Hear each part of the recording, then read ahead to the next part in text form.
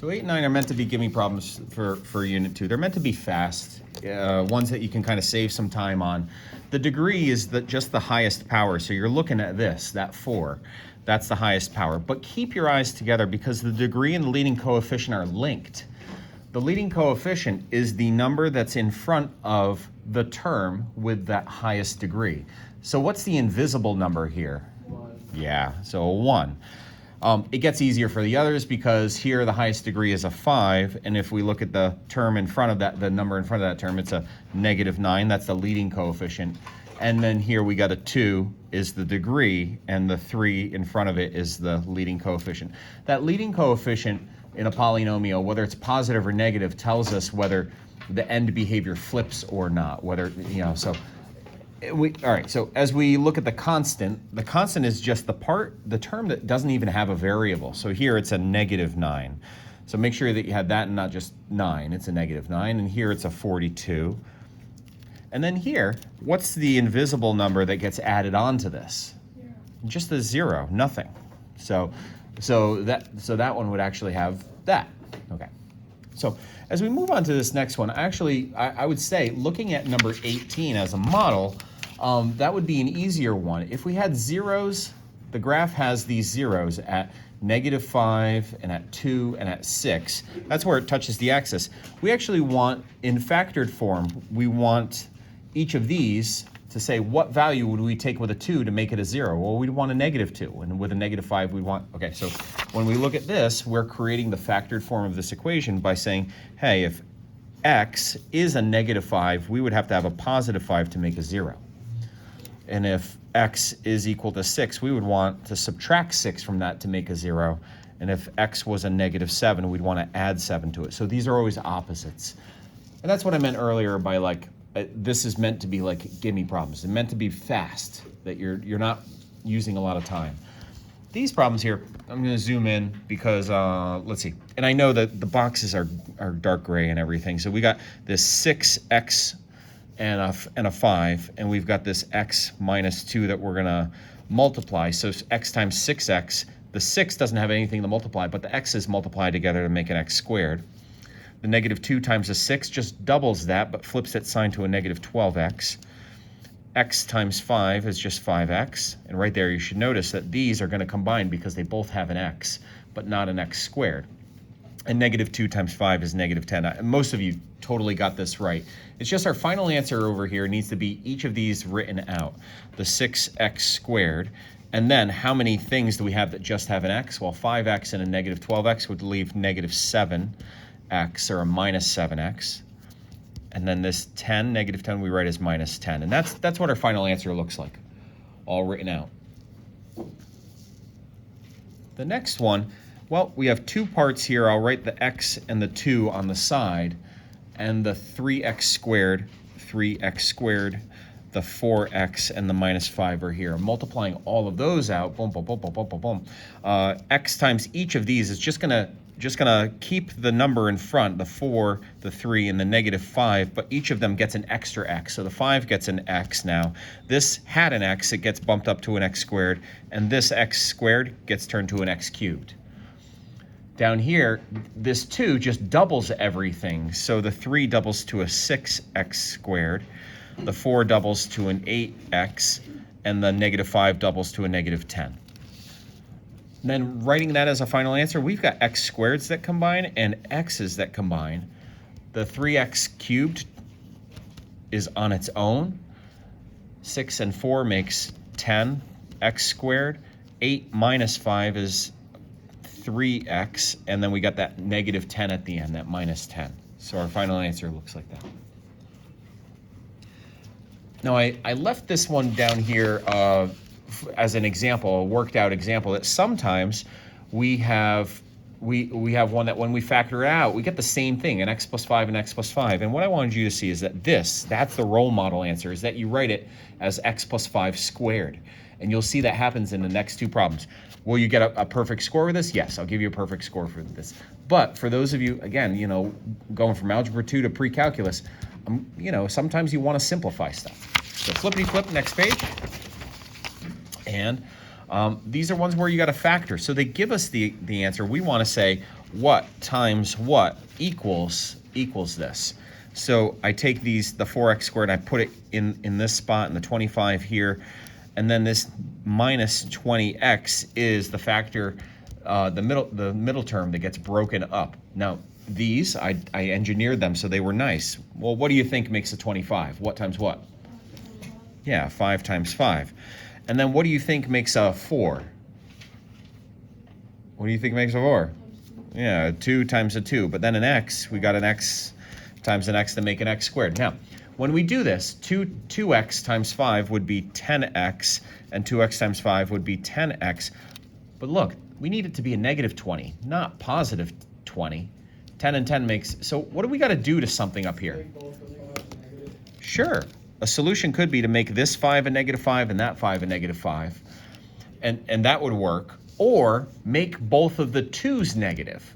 So either or. If both of the, so we can have 2x minus 5 times 2x minus 5. That's an answer. You could write that as 2x minus 5 squared, since it's the same thing. That's the role model answer. And what we're seeing is that you could also keep the 5 as positive, but take that 2 and make that a negative 2x and square that. That would also result in 2 sets of negative 10 that would add up to a negative 20. I think most people would end up with this answer, though. And this last one, I probably should have switched the order on it because this one's easier and it would have probably helped lead you to the answer of the previous one. So I take the x squared here and the 49 here, and I know this has to add up to 14x. And we know it's likely going to be an x and a 7 and a 7 to multiply to make a 49 and an x squared.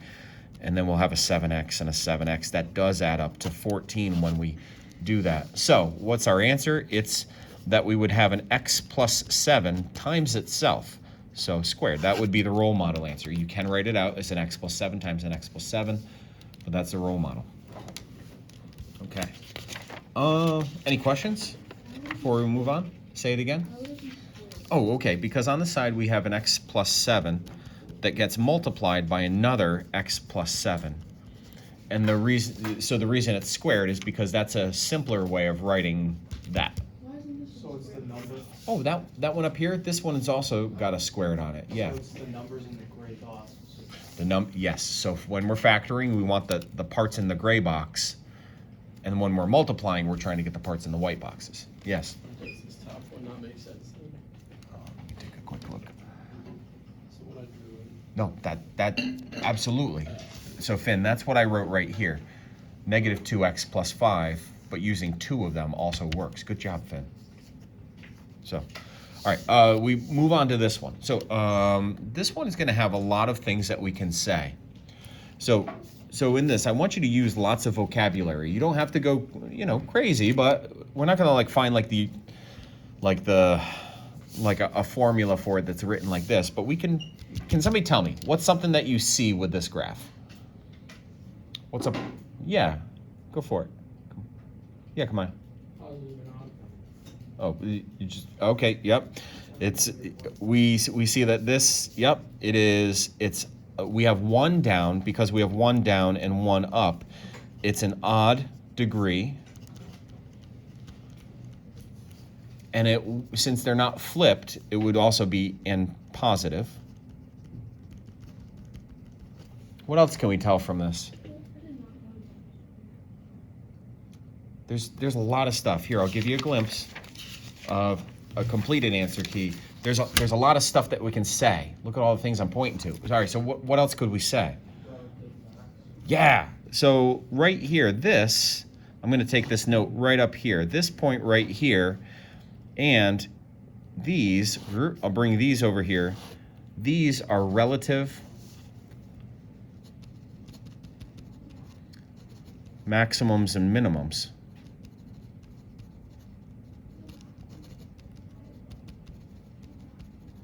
They're not the highest the graph goes because these arrows go on and on forever to infinity and go beyond these, lower and higher, but they're relative areas of maximums and minimums. And actually technically this one right here is also a little high point in this area. That's another little relative maximum. Let's switch colors here and go with blue, because I think somebody could tell me this. What's this thing? Why is that point special? Oh, is that the zero? It's yep. It's like the zero. These are zeros. Go for it. Oh, it's on Yeah, this is a y-intercept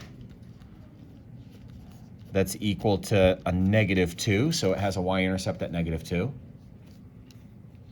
And somebody said zeros. All of these places where it touches the x-axis, I'll take these off to the side over here. 1, 2, 3, 4. Each one of those are our x-intercepts, or zeros. I loved what I saw. Reggie took these, and you listed them out, right, Reggie? And then you started to turn them into an equation. That's exactly it. So we can actually keep going with this here at -2 and -5, -5, -2, 1, and 4. Those are all the zeros.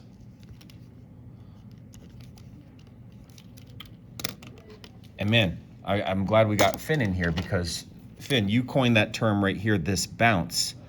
This has got a bounce, and that goes with this one right here. So this 1 has got a bounce, and that means it's going to have an even degree. Whoa, so we got lots of stuff here. What does that mean? If we tried to write a factored form for the equation, remember, this is trying to use all your vocabulary. You know, any one person may not have all of this stuff, but if you can give me as many of these things, that's what I'm looking for, is a lot of these things. So we could say that maybe the function for this, f of x, might look like something in factored form with 4 factors. We don't know for sure. We definitely don't know for sure, but it might look like x plus 5, x plus 2, instead of this -5, -2. And then this one with the 1, x minus 1, but square it, because an even power will cause a bounce.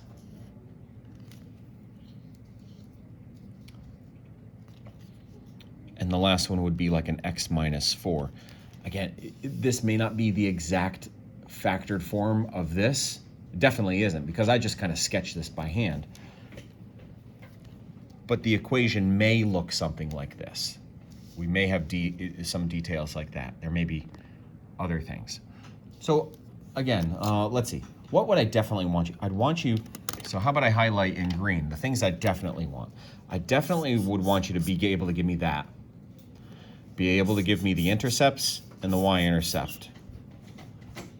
And then I would hope that you could give me maybe one other thing, maybe the bounce, maybe the relative maximums or minimums, maybe the equation. If you get these 3 things, that's the core of what we're looking for. Okay, looking at 16, did anybody see the error in that one? It says, that plus 3, but it was graphed. did you see? You saw that too, the +3? It should be -3, but it's graphed at +3. Yeah, right here. So here we would have a 0 at -5. Yep, that works. And a 0 at -2. Yep, but here we should have a 0 at -3. Right here is where we should have it. So does that mean you need to resketch the graph? No, you could just say like, hey, I see this should have a 0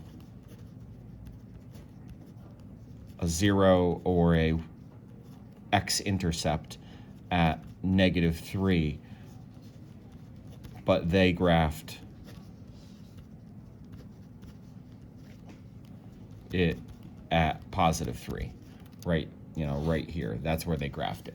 If I were to like take my pink highlighter here and like re-sketch it, it means that we would have a point here and here and here, but not over there. And so it still might do this, but then it might loop up, come down, and then eventually have to exit that. So something like that might actually be a little more accurate to what this setup is having. Okay, just saying the words, that's fine enough. Hey, flippity flip on the next page. We're almost there, just one more. Because like I said before, 18 is done for you as a model. To just remember, you're gonna have to sketch something like this on your own. But one up here. This one, I was just looking for you to look at an equation like this. It's not in factored form, so we can't tell the zeros necessarily. But we can tell something with this. That constant at the end, does anybody remember what that tells us about the graph? Does anybody remember what part of the, if we go back to this, what part of the graph that? Yeah, this is going to be the y-intercept. It's going to be equal to 10. So that's one thing. So I say a role model answer is going to give me at least 3 details. The other detail is keying in on this. That's the degree of it. So this is a 6th degree. And then we look at this leading coefficient here, and we can see that 5, it's negative.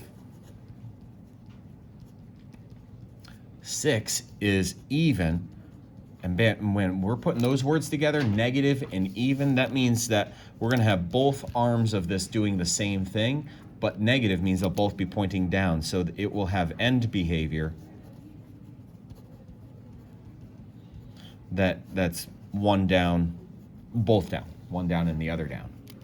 So I'll be honest, you know, there could be more things that we could pull from an equation like this, but in its form like this, we can just pull the y-intercept, that's that constant at the end, the degree, and the leading coefficient tells us whether it's positive or negative. And that's actually why, back at this table, why do we want to identify the degree and the leading coefficient and the constants fast? Is because they tell us the end behavior and where the y-intercepts are. All right, folks, that's a long video.